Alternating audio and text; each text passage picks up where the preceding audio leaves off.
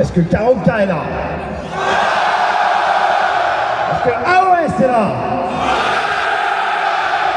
Est-ce que Star Wars Légion est là? Le Seigneur des Anneaux? C'est un truc de folie. Ça fait 3 ans, une salle de malade. J'espère que vous êtes fiers de la communauté qu'on est. Je vous demande d'accueillir Evie!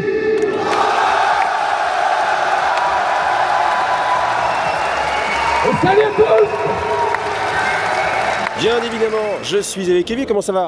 Franchement au top, un peu fatigué puisqu'on est sur le dernier jour des French Game Day, mais franchement c'est au top, tout se déroule super bien, donc très content. Non, c'est vrai, bon, je dois le dire, j'ai vécu le truc, l'orga, tu sens que c'est pas mal. On est à un niveau pas mal c'est déjà très bien. Hein. Ben, on est à un niveau surtout fait par des bénévoles et c'est encore mieux et ça montre en fait que l'énergie qui dégage et en fait qui comprennent l'intention de chaque action et de vouloir faire plaisir à quelqu'un, il y a une qualité justement qui est vraiment sans équivalence et c'est trop cool. Ouais, c'est ce dont tu as parlé, c'est le fait que si tu avais embauché des gens qui connaissaient rien au wargame, qui étaient là en train juste de servir des frites ou des trucs comme ça, il n'y aurait pas la même sensation de on est entre potes. Exactement, ouais, c'est vraiment des gens qui soit auraient pu participer, soit qui voulaient être sur l'événement et on voit la différence aussi avec des pros, donc c'est un événement encore une fois à but non lucratif et le fait que là ça soit géré que par des bénévoles, on sent une vraie énergie, vraiment le fait de vouloir bien faire, pas parce que tu es rémunéré, mais parce qu'il y a un sens à la tâche, tu vois ce que je veux dire, et ça c'est génial.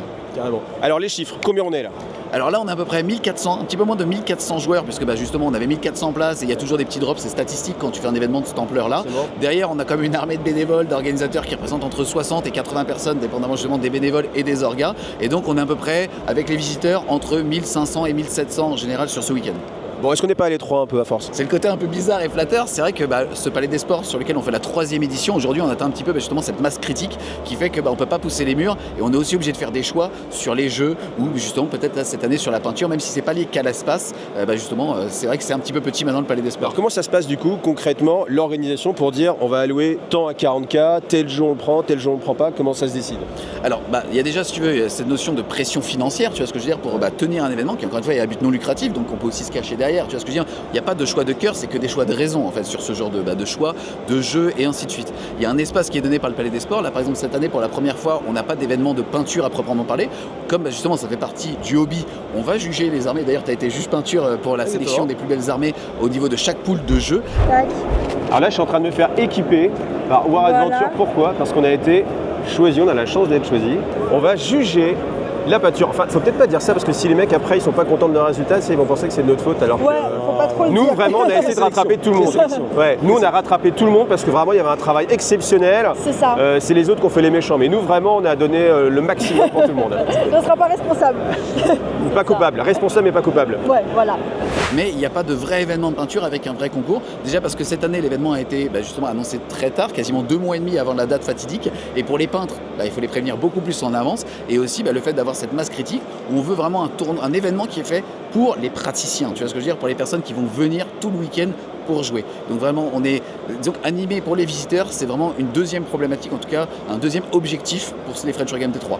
C'est vraiment la particularité de cette 3e édition, c'est que tout s'est fait vraiment dans des délais super courts. Le Palais des Sports nous a prévenu très tard, c'est une salle qui a été validée mi-décembre, on a annoncé les dates le 18 décembre et on a ouvert les inscriptions tout début janvier. Et ça se remplit super vite, on l'a vu.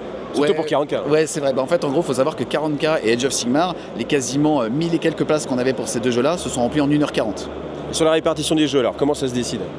Alors, la décision, déjà bien évidemment, les jeux phares en tout cas qui fonctionnent, qui permettent... Des trucs connus comme 40K, sans un petit éditeur, voilà, derrière, tu connais. Faut les aider un peu. Exactement. C'est un niveau de confiance qu'on a justement sur ces jeux qui permettent de rendre cet événement viable. Et c'est rigolo, tu vois, on parlait de l'événement peinture et ainsi de suite, typiquement c'est le genre de choses qui n'est pas rentable, ou en tout cas qui ne permet pas d'atteindre, on va dire, les Millie's Awards, qui était le nom du concours de peinture, en termes de balance financière, c'est complètement déficitaire. Et c'est grâce à des jeux comme Warhammer 40 000 qui se fait en 2 versus 2, qui permet justement d'avoir des jeux parfois un petit peu plus petits ou des sujets qui ne le sont pas, comme la peinture. Et c'est super cool justement d'organiser aussi du 2v2 je trouve, parce que ça permet d'avoir plus de personnes. Moi j'ai eu un gars du staff, il m'a dit « Oh non, j'ai raté l'inscription sur les tournois, par contre je voulais vraiment venir » et donc du coup je suis venu dans le staff. Donc c'est dire que vraiment il y a une envie réelle. Oui, complètement. Après le 2 versus 2 c'est aussi l'ADN de ce genre d'événement. Il faut savoir qu'en fait les French Game Days c'est un événement qui est organisé tripartite. Donc on a d'un côté la FEC, la Fédération de 40K, parce que tu imagines que quand il faut corriger à peu près 800 listes, on a besoin justement d'une armée derrière. Et donc c'est pour ça que la FEC Tech n'est pas organisatrice que de 40K, mais vraiment acteur de cet événement-là.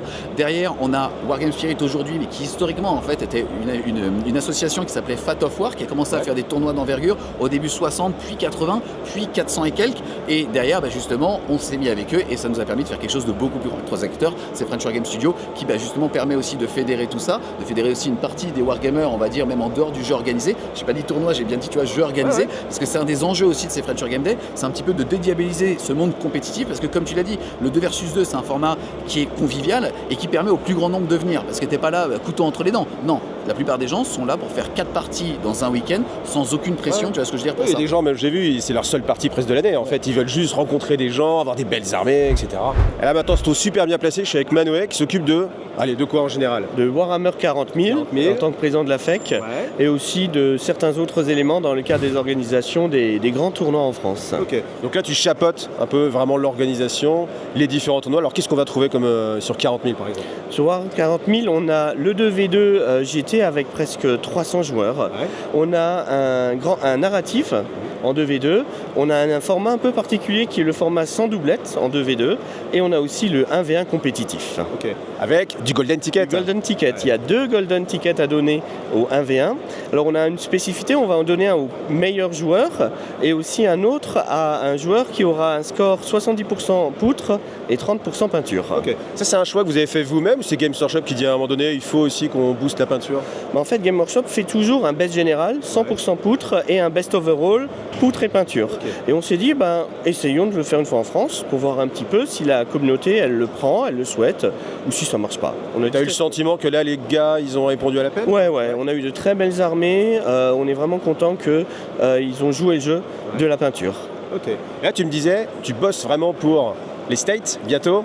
Alors je pars aux États-Unis dans 2 mois à Dallas en mai parce qu'il y a un Open organisé par Game Workshop et ça me permet aussi d'aller. Alors j'y vais en tant qu'arbitre, mais ça me permet aussi de discuter avec Game Workshop des Golden Tickets en France, de comment va le Warhammer français, d'échanger un petit peu, leur faire des feedbacks et échanger sur les points d'amélioration et les points qui sont positifs et un peu plus négatifs. Et ça je trouve ça génial parce que justement moi j'avais l'image que Games Workshop des fois tu vois ils sont en mode ils ont leurs œillères des fois ou alors ils disent on a tellement d'expérience que voilà. Mais non, toi tu me dis qu'au contraire ils sont vraiment à l'écoute du compétitif. Ouais.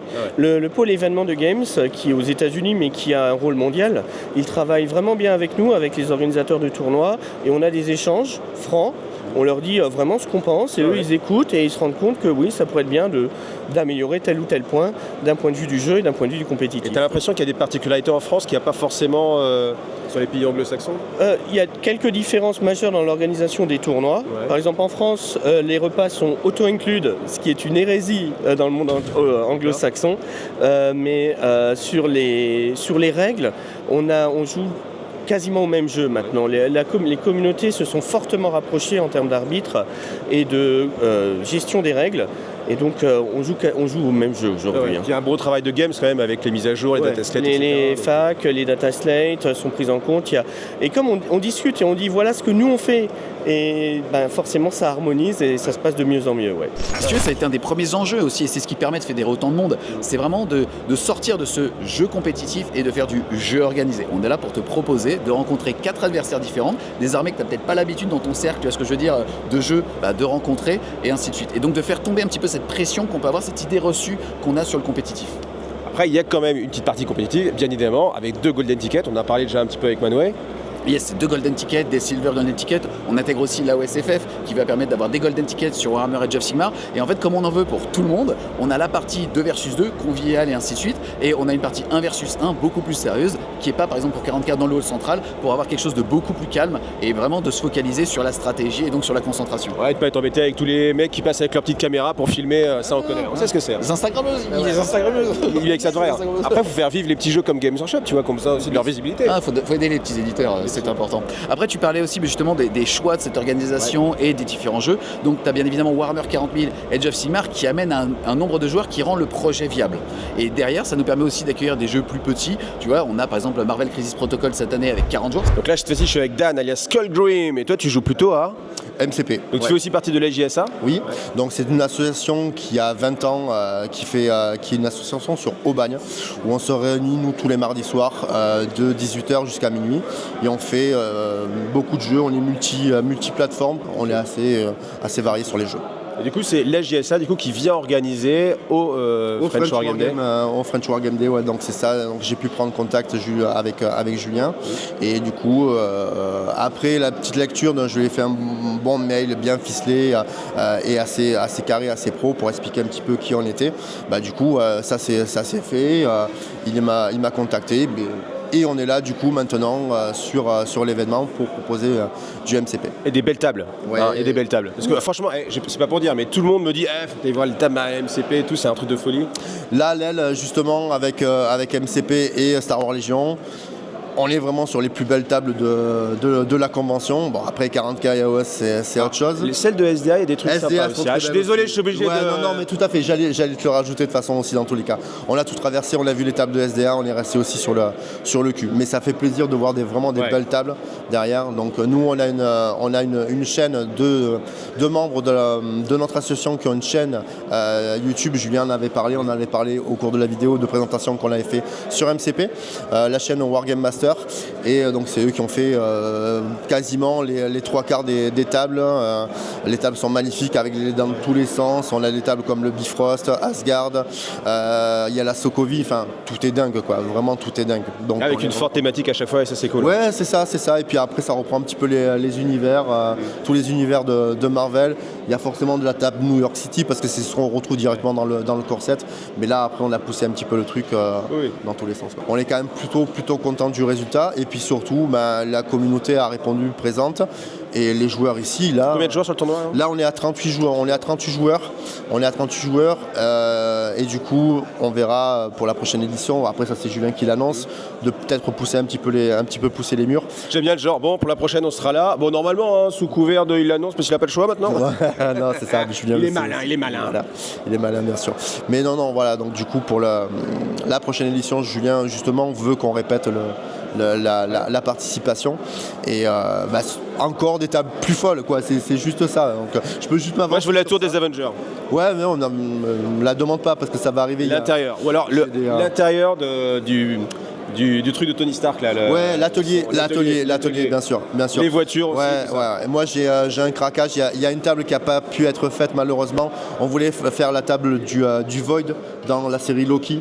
Quand il arrive quand il arrive sur un certain endroit avec certains personnages où en fait tout est dévasté et il y a un truc intéressant à faire aussi. Donc ouais, vraiment plein de tables après en plus. Et pour tous les viewers, on vous attend de pied ferme pour la prochaine édition. Alors on a aussi Star Wars Légion, 40 joueurs.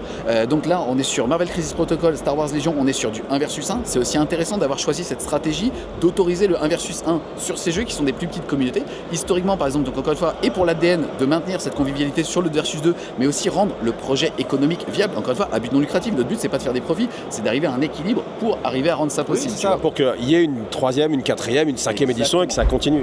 Donc là je suis avec les Chai, salut. Salut Guy, ça va? Ça va, super. Et toi donc tu organises le plus gros tournoi du monde au French Wargame Day aujourd'hui. Ouais presque, quasiment, on n'est pas loin. Non, j'accueille ce week-end 39 joueurs. Notre limite c'était 40, j'ai eu un petit désistement à la fin, donc on est 39, ce qui est un très beau score pour Star Wars Légion, je suis très content. Je remercie Evie et toute sa team à nouveau cette année nous avoir permis de représenter Star Wars Légion. Cet excellent jeu qu'est Star Wars Légion. Exactement, le meilleur du monde. Ouais, alors ça dépend, il y en a beaucoup d'autres, mais il est vraiment très très bon. Il est très bon.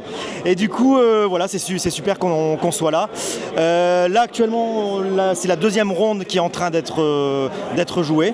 Donc il y aura 5 rondes en tout sur le week-end. 3 aujourd'hui, 2 demain. Et puis c'est un classement ronde suisse classique pour déterminer un vainqueur. La particularité, c'est que c'est un tournoi qualificatif pour le championnat de France. On a 3 tickets d'or à faire gagner pour pouvoir participer au ce qu'on a appelé le tournoi des maîtres du prochain championnat de France. On a changé de formule en fait pour cette année. On aura 3 tournois distincts lors du championnat de France. Le tournoi des maîtres avec un circuit de qualification et 2 tournois un peu plus classiques en termes d'inscription et tout ça. Donc 3 tickets à gagner ce week-end. Donc il y a un petit enjeu quand même malgré tout. On a bien clairement dit aux joueurs que c'était un tournoi fun. Ouais, ambiance un peu. Voilà. Mais il y a ce petit enjeu quand même de la qualif pour le CF. Donc, est-ce que maintenant qu'on est champion du monde, tu dirais qu'il y a un regain d'intérêt pour Star Wars Légion? c'est encore un peu tôt pour le dire, je pense, mais ça peut. Parce que je vous rappelle qu'on est champion du monde. Champion du monde, exactement. On a notre team française qui a été arraché le titre en Espagne il y a 15 jours ou 3 semaines. Oh, donc, ça fait bien, ouais. Ouais, voilà, donc super fier, Cocorico. et d'ailleurs, la semaine prochaine, c'est les Worlds à Chicago, lors de la Adepticon. On a 4 représentants français qui y vont, dont notre champion de France en titre, Tsa. Et donc, on a déjà un peu révélé au monde entier le niveau, le potentiel. Le potentiel et le niveau de la commu française lors du WTC. À nouveau, potentiellement la semaine prochaine. Et voilà, donc peut-être que oui, ça peut potentiellement attirer du monde. En tout cas, il ne faut pas hésiter. Si vous êtes du coin ici, n'hésitez pas à passer. Moi, je peux vous présenter. J'ai pas de table de démo, mais... Précaution qu'on n'est pas en live là. Ok. Et que quand les mecs vont regarder la vidéo, on sera déjà tous chez nous. Bon, bah, voilà. Mais attends, t'habites où? C'est quoi ton adresse? Alors, moi, je suis lillois. J'habite Lille. Alors, 25 rue de là.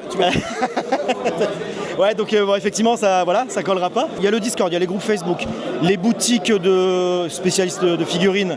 La plupart des magasins proposent des démos. Enfin, voilà, faut pas hésiter. Il y a vraiment moyen de. Il y a des chaînes qui proposent des petits rapports de bataille, des petits d'apprendre à jouer. Exactement, tout à fait. Donc, faut pas hésiter. Et puis, venez nous rejoindre dans cette super commu qui est la commu Star Wars Légion. On se marre bien. Mais aussi de pas trop tordre les jeux et leur communauté pour quand même justement qu'ils aient envie de venir. Par exemple, tu vois, sur la première édition sur Star Wars Légion, on avait dit non, l'ADN qu'on veut développer, c'est le 2 versus 2. Ça n'avait pas pris avant, pendant les inscriptions. Et derrière, on a tout simplement changé la direction et on avait réouvert finalement du 1 versus 1 et ça avait permis de le remplir.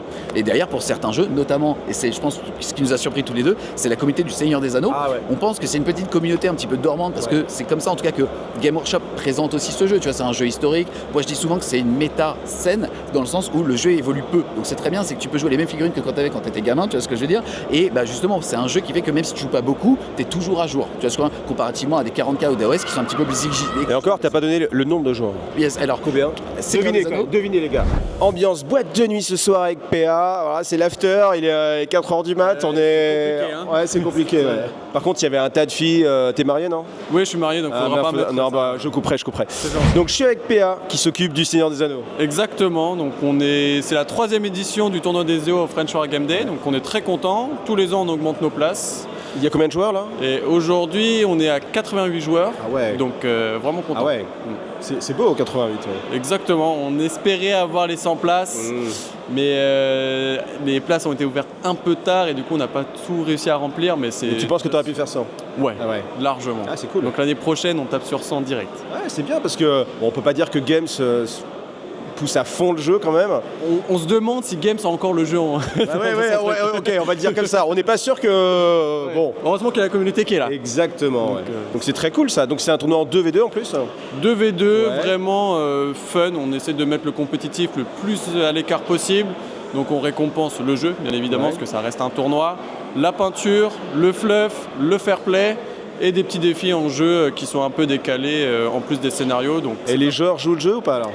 Ça va. Ça va, ouais. Franchement, y a des gens qui viennent en cosplay. On a fait un petit concours de fluff. Il y a bien une bonne moitié des équipes qui l'ont envoyé, voire même les 3/4. Donc qui racontent pourquoi ils sont alliés, etc. Exactement. Ah, c'est cool ça. Parfois, c'est juste des passages du Seigneur des Anneaux, Ouais. mais par exemple, il y a un mec qui nous a écrit un bouquin de 55 pages. Ah ouais. Donc, Exprès pour ou il l'avait sous la main et il s'est dit c'est l'occasion? exprès pour. Ah ouais. Donc il y a quand même des gens qui se donnent. C'est clair. Et par exemple, on a un joueur Goblinville qui a converti toute son armée en mode on a dépouillé les nains du Hobbit, donc, et qui a fait un fluff par rapport à ça, des conversions, de la peinture. Donc c'est vraiment cool. C'est cool. Et puis les tables sont belles aussi. Ça Ouais. change ça. Et on a même des joueurs qui nous aident à rapporter pour fignoler un peu les dernières tables à faire. Donc la communauté est là, ils reprend présent, donc c'est super cool. Les jeux qu'il y avait des enfants qui jouaient, il y a aussi de la table de démo. On a 2 tables de démo.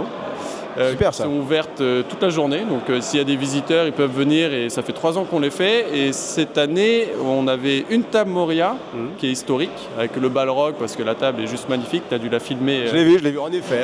Ouais, C'est dur de la mec, il rater. vient donner. Et cette année, on a fait en plus Osgiliath, donc avec beaucoup de Gondor, beaucoup d'orques et de Mordor. Donc, Parce qu'il y a plein de figues sur la table. exactement, donc là c'était pour montrer vraiment l'invasion, etc. Et ça plaît pas mal. Ah, c'est bien réfléchi. Donc le Seigneur des Anneaux, c'est littéralement le 3e jeu de ces French Game Day. Ah ouais, ça c'est vrai que ça m'a surpris. J'avoue que quand je fais le tour un petit peu, j'ai regardé, je fais combien il y a... Ah oui, quand même. Ah ouais. Et encore, tu vois, c'est marrant, le Seigneur des Anneaux, on est en 2 versus 2, qui est même pas le format cible, tu vois ce que je veux dire, des praticiens. Donc on pourrait peut-être avoir encore plus de monde si on décidait d'être en 1 versus 1. Après, il y a quand même, comme je le disais tout à l'heure, un souci de rentabilité, en tout cas de viabilité financière. Et donc le 2 versus 2 te permet au mètre carré de rendre le projet viable. Après, il y a aussi la problématique de décor, parce que là, je vis un gros effort sur mes MCP, les tables sont superbes.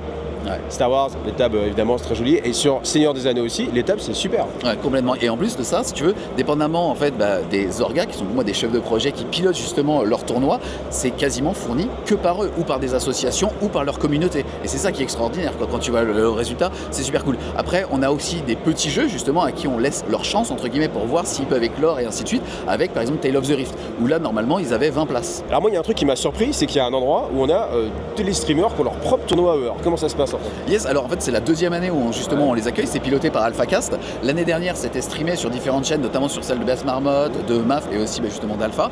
Là cette année on n'a pas mis de stream parce qu'en fait c'est des personnes qui n'ont pas forcément l'expérience de jeu. Si tu veux là ils sont 8, c'est pas forcément des gens qui sont capables de tenir une clock, de tenir un planning. Donc là, d'expliquer même ce qui va se passer en fait à l'écran. Exactement. Donc là c'est vraiment des gens qu'on accueille, qui peuvent bénéficier de l'événement, qui peuvent profiter de celui-ci et ainsi de suite et qui découvrent aussi pour la plupart en fait, à part Alpha qui commence à avoir beaucoup d'expérience si tu veux, qui en fait découvrent ça. Et on les laisse aussi entre eux parce que justement on les laisse à leur rythme et ainsi de suite. Oui, ils n'ont pas de clock, ils n'ont pas de timing. Ils n'ont aucune pression au niveau des games et ainsi de suite. Là le but c'est vraiment qu'ils puissent aussi découvrir le jeu, parce qu'il y en a pour qui justement ils ont commencé à collectionner peindre parce qu'ils ont dû un petit peu s'intéresser à la chose, mais ils n'ont pas l'expérience en jeu pour jouer de façon fluide. Donc ça leur permet justement de gérer ça en toute autonomie.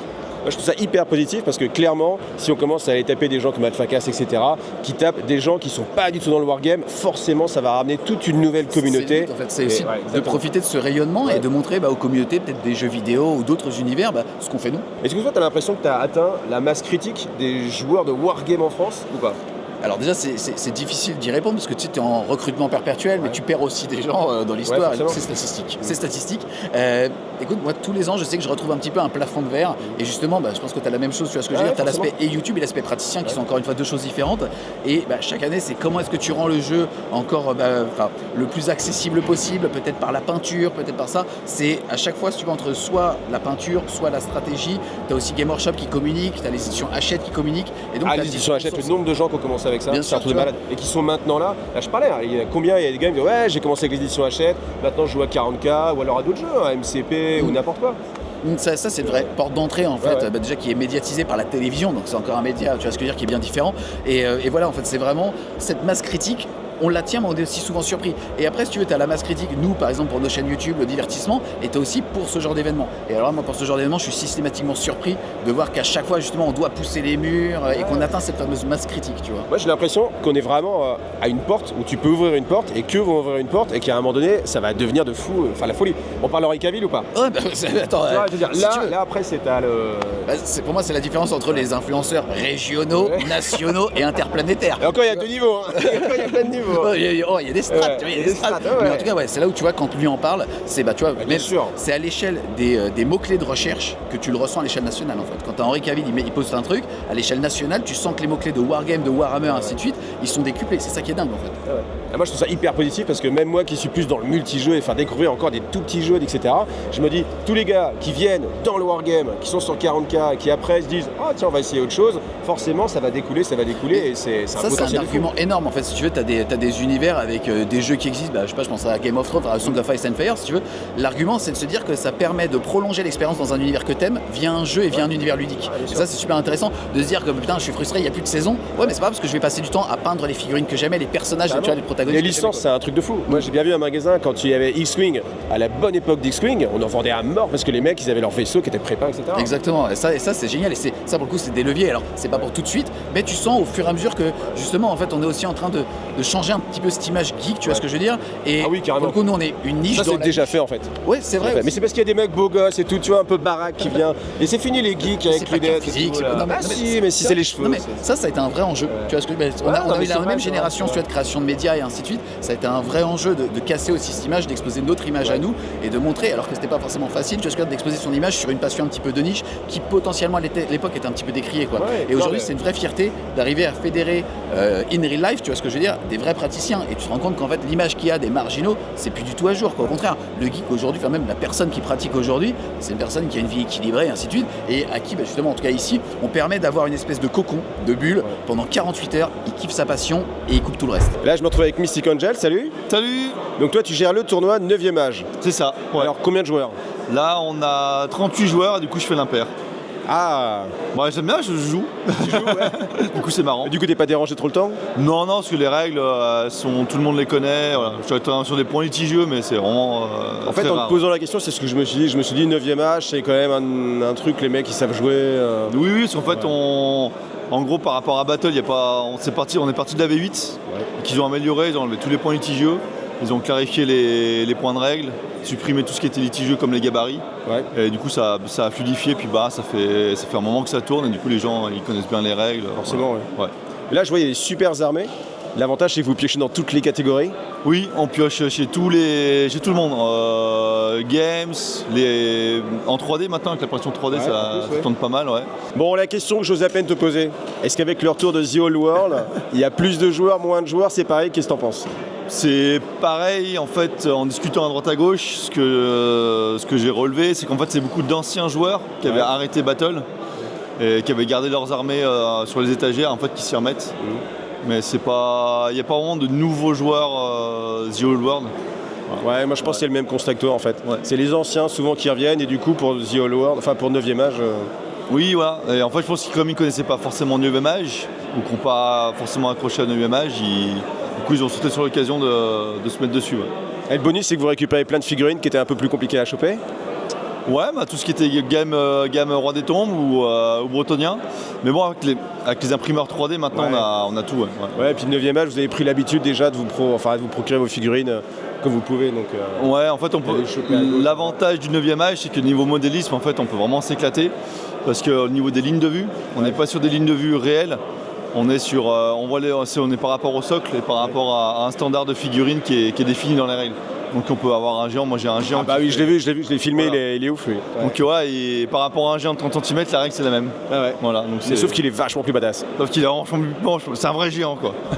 Et même c'est quand même assez open aux visiteurs. Je vois sur SDA, ils ont fait un gros travail pour avoir des tables d'animation. Il y avait des gamins qui étaient en train de jouer. Il y a ce côté générationnel aussi de non seulement tu t'occupes des gens qui sont en train de jouer, mais tu es aussi en train de t'occuper de la future génération et de Mais continuer. tu vois, ça c'est super intéressant et c'est super important et c'est très propre à la France. En fait, on a un écosystème, en tout cas dans notre passion, on va appeler Wargame général si tu veux, qui est alimenté par des bénévoles. Et on a tous commencé soit en passant devant une vitrine et en kiffant, soit aussi justement parce qu'on a été accueilli par un mec qui a accepté de se lever un samedi matin à 8h pour te former, te présenter un jeu. Il avait aucune obligation de le faire. Dans aucun autre pays, ils arrivent à faire des tournois aussi gros au même prix. Tu vois, t'as bien évidemment aussi gros, t'as le Las Vegas Open, mais t'es littéralement quasiment 2 fois plus cher et t'as pas la nourriture, t'as pas les goodies, tu vois. Là, on veut vraiment chouchouter les gens qui soutiennent et qui viennent découvrir. Non mais c'est important, les bénévoles on peut rien faire tout seul et c'est vrai qu'il y a plein de gens, j'en parlais tout à l'heure avec Dan de MCP et tout sur l'assaut, ils sont plusieurs, c'est pas une personne qui fait quelque chose, c'est comme toi là, c'est pas toi tout seul. Ah non, qui mais va au contraire, tout seul, surtout pas en fait. C'est l'ensemble des personnes et c'est ça qui fait que les choses se font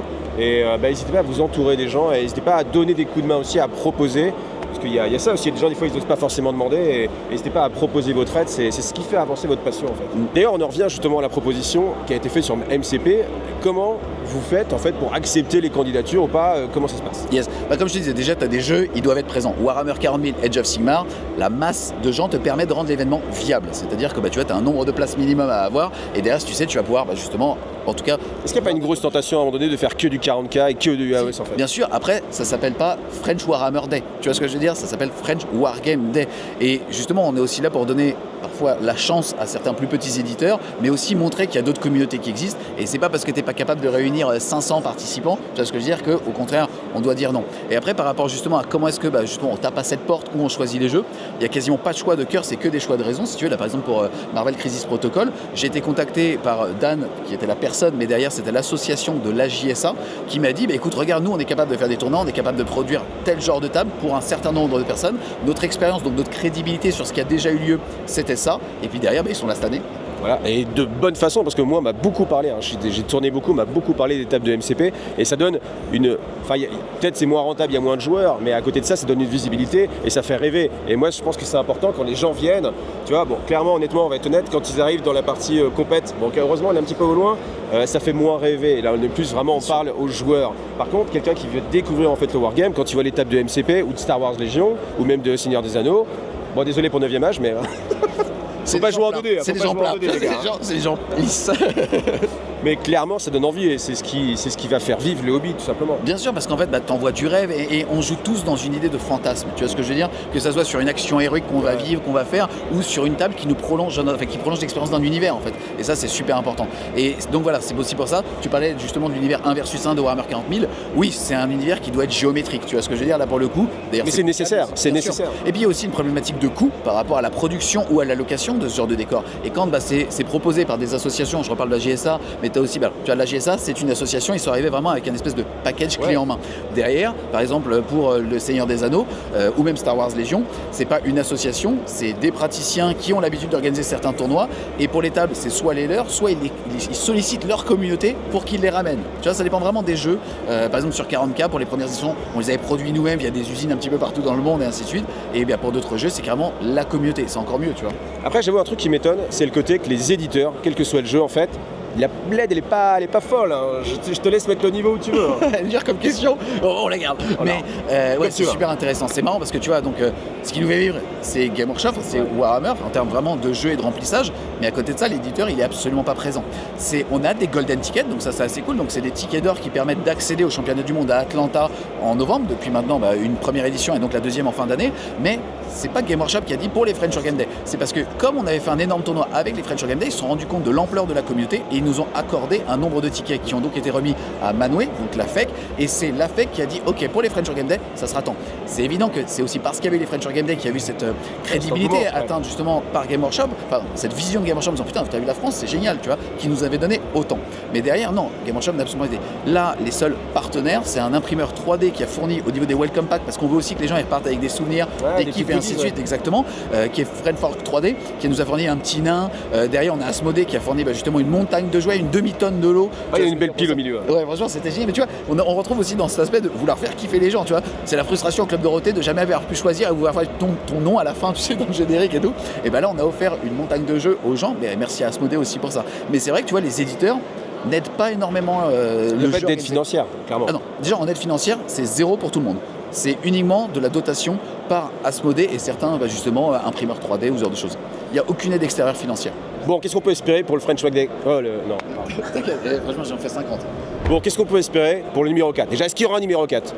Alors, on va déjà débriefer. Est-ce que tu le veux? Ouais, bien sûr. Non, mais en fait, si tu veux, déjà, ce qui est drôle, c'est que ça soit dans la tête des gens ou même dans la nôtre, c'est un moment d'épanouissement énorme. C'est beaucoup de travail en amont et encore une fois, c'est du bénévolat, donc c'est en plus de tout le reste.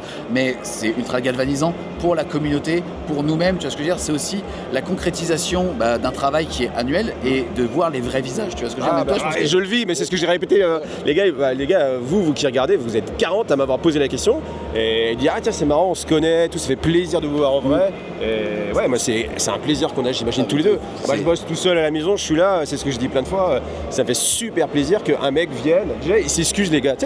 Ils s'excusent alors que nous, on est là pour ça. Moi, je suis là pour ça, vous serrez les mains, les gars. Et les filles aussi. Et il est là pour moi. 2%. Mais, voilà, t'es à 2%? Ouais. Putain, je suis qu'à 1%, moi. C'est vrai? Ah merde. Putain, faut que je me pose des questions. Et c'est vrai que c'est un moment génial. Et c'est plus ici. Non, parce que c'est important de dire. Le jeu avec la part féminine la plus importante, c'est Edge of Sigmar et on est quasiment à 16%. 16%, ce qui est très bien. Énorme. Ouais. C'est énorme, même. C'est pas bien, c'est énorme. C'est un jeu qui amène, si tu veux, c'est toujours, en tout cas, ma conclusion par rapport à ça, c'est peut-être que la gente féminine veut aller moins dans le jeu entre guillemets de confrontation, le 1 versus 1, c'est vraiment jeu de confrontation, alors que là c'est en couple, donc elles peuvent venir avec leur conjointe ou avec leur copine, et comme c'est beaucoup plus chill, avec moins de pression, il y a moins ce côté vraiment dur, tu vois ce que je veux dire, qu'il peut y avoir sur une game. Et en tout cas pour la suite, ce que tu disais, on a atteint une masse critique, comme tu disais, alors soit c'est plus sur le recrutement, mais même par rapport au Palais des Sports, si tu veux. Si malheureusement parfois on est obligé de refuser des jeux, ou là tu peux rien rajouter techniquement, ceux qui se posent la question, on peut rien rajouter. Ah non, le Palais des Sports de Grenoble, il est archi full, on a même dû en retirer un petit peu par rapport à la sécurité, et ça pour le coup coup c'est pas nos consignes, hein, c'est vraiment le lieu qui demande ça. Et donc pour la suite, c'est soit de choisir le confort, alors que c'est du travail, mais de maintenir ça au Palais des Sports. Après, il y a aussi le choix de est-ce qu'il faut rester à Grenoble. À Grenoble, on a énormément de bénévoles, on a des personnes, et vraiment c'est intéressant. Mais enfin, les French Game Day, c'est pas que Ivy ou c'est pas que French Game Studio, et c'est même pas que Manoué de la FEC et ainsi de suite. Derrière, encore une fois, c'est une équipe avec les bonnes notes soit le jour J, mais même en termes de gestion de projet, on a entre 10 et 15 dépendamment des moments, tu vois ce que je veux dire, pour gérer tout ça, les prestataires et ainsi de suite. Moi j'ai la chance d'être le visage entre guillemets derrière le nom et derrière tout ça, mais clairement c'est pas moi qui fais le plus, hein, et ça c'est super important de le redire. Et donc je vais vous demander un maximum de bruit pour toutes ces personnes qui sont ici.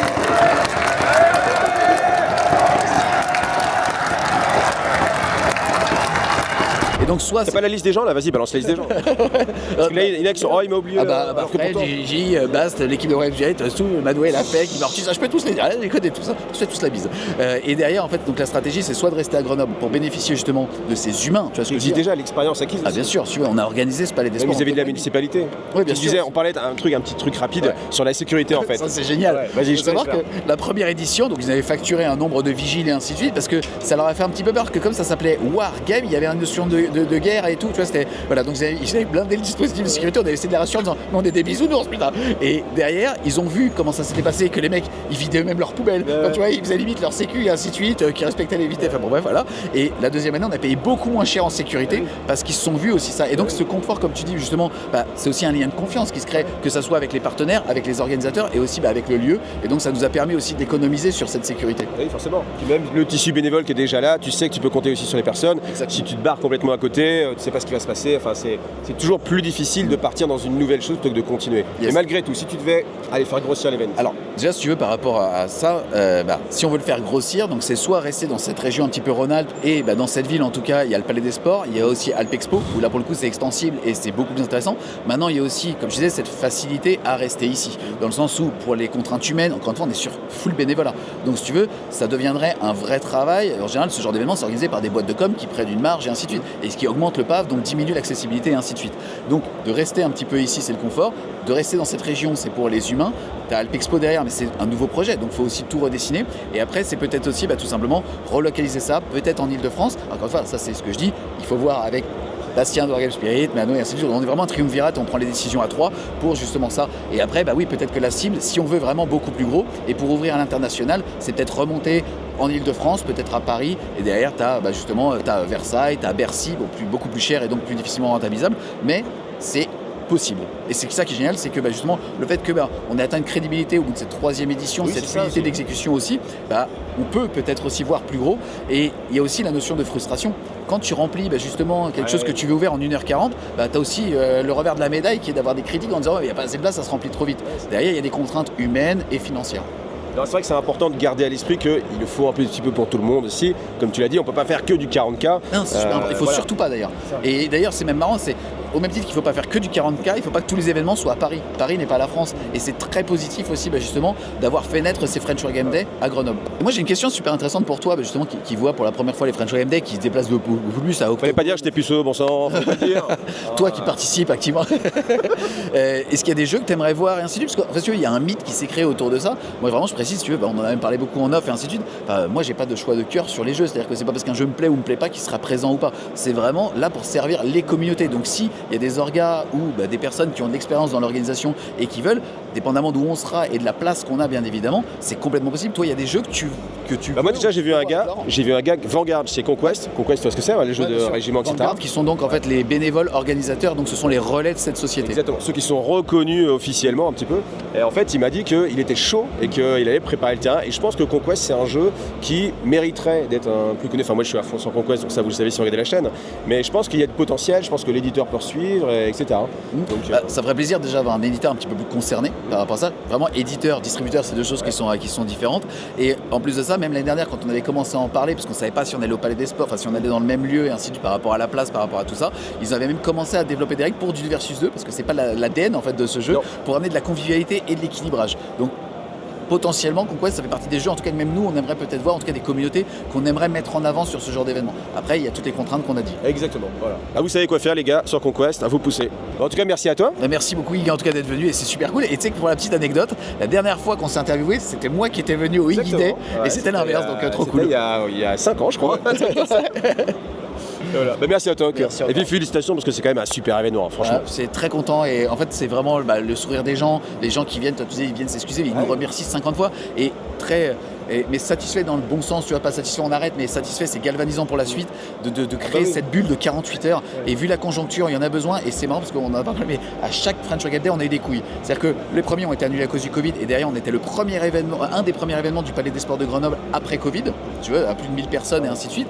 La deuxième fois c'était pendant la pénurie d'essence et la crise qu'on a connue et là il n'y a rien donc on est plutôt bien mais en tout cas ça fait plaisir d'offrir 48 heures de plaisir et de passion tu vois, aux gens. Non mais c'est globalement, moi c'est ce qu'on propose tous les deux en fait, c'est il y a l'actualité, il y a ce qu'elle est, il y a les difficultés de la vie de tous les jours et puis à un moment donné, tu allumes YouTube, tu regardes Twitch, etc. et tu prends pour toi en fait, tu as un moment de plaisir, peu importe le travail, peu importe la famille, enfin toutes les difficultés, et on prend simplement du plaisir en fait, c'est ce qu'on cherche à donner et c'est génial, on est géniaux en fait. On l'est tous, la commu géniale. Donc là, le principe, tu vois, on a les territoires qui sont là. Tu as le chaos, mort destruction, horde. Et derrière, si tu veux, chaque territoire est associé à un montant de points.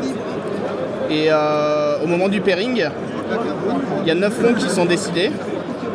Et toi, tu regardes le numéro du front et tu sais, au niveau du pairing, par exemple, nous, on était ici à la partie d'avant, on savait qu'on était sur le front numéro 1. Donc on savait où sur la carte on était en train de se battre. Et en fait, celui qui gagne la partie, il remporte le territoire de l'autre. Ok. Et donc la carte, elle évolue comme ça. Et globalement, c'est un peu le chaos qui est en train de laver tout le monde. Un petit peu là, on dirait là. Et en particulier la mort et destruction. Alors je me permets aussi un petit clin d'œil pour César de Mon Petit Laser avec qui je suis partenaire parce que j'ai été vraiment étonné de voir à quel point ces produits étaient utilisés par les joueurs. Donc là bien sûr on est sur Star Wars Legion, il y avait à peu près 40% des joueurs qui avaient ces produits, donc c'était assez impressionnant. Et même tout au long de la manifestation, il y avait vraiment beaucoup de mallettes, etc. Donc si ça vous intéresse, ça a été validé par les joueurs, n'hésitez pas, vous avez le lien en description de la vidéo. Donc vous le voyez pas, mais en fait là je suis en train de parasiter le live de Vala Painting. Salut, comment tu vas? Salut, ça va très bien et toi? Bah ça va super. Donc du coup, peut-être que ceux qui sont en train de regarder en même temps le live, ils voient l'interview. Donc c'est-à-dire que là, le problème, c'est que moi, autant je peux faire du montage. C'est-à-dire que les mecs qui vont regarder cette vidéo-là, je peux couper quand tu vas dire n'importe quoi ou quand je vais te taquiner. Par contre, eux là, en live, ils vont tout voir. Donc t'es pas tout seul. Bonjour tout le monde. Qu'est-ce que vous faites ici, monsieur? Dites-moi. Mais je suis en train de couvrir l'événement MCP. Voilà, donc cool. on est en stream toute la journée et hier soir on était également en stream pour un concours de questions. Alors, rien que pour le jeu, vas-y. Attends, non, mais tu fais le malin, parce que hier il m'a posé des questions, mais moi je vais lui poser des questions. T'es sûr que t'es bon ou pas là, toi? T'es bon là? Quelle race extraterrestre est-il originaire? Écrit. Toute cette haine, toute cette colère, ce n'était pas pour oublier ma douleur. Je dirais Drax. De quelle couleur est la peau de Nebula? Le bleu. Facile ça. Je vais attendre qu'il soit à 7. Ah, attends, j'avais oublié d'enregistrer. Bon, ici, attendez, c'est des professionnels. Quand il croise une petite fille pauvre sur la colonie minière de l'astéroïde Nowhere, que Groot lui offre-t-il?